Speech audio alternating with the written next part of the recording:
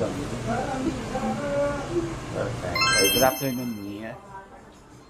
Anong papagawa mo ngayon?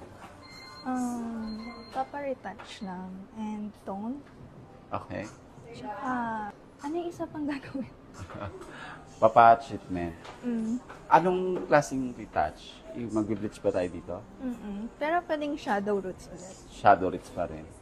Medyo mababa na rin kasi siya. No? Bumaba siya. Aangat lang ng konti. Tapos, Ila-lighter yung okay, yung mas pagka-brown. lighter pa dito. Pero hindi ko na ito i-bleach.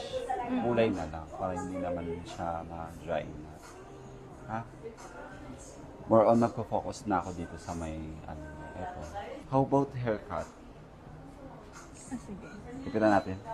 Trim lang? Pero same before. Ha? Same lang before. Yung maraming layers. Yung ano ko. Sige, ano na natin to. Start na natin siya. Kamusta yung outfit? Ang ganda. Sobra. Bagay siya sa tone ko.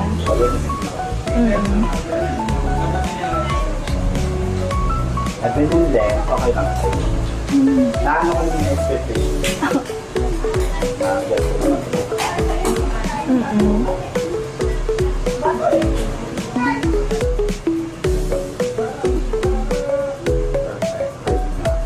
Pwede na.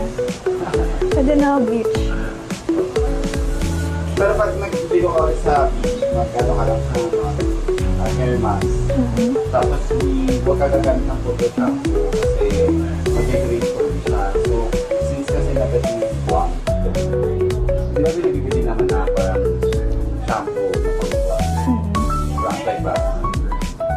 Yun ang gamit din. Para at least yung pagka-vlog niya.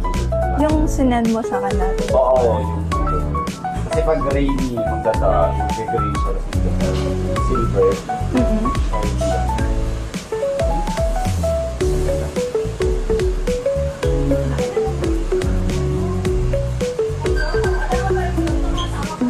Thank you so much.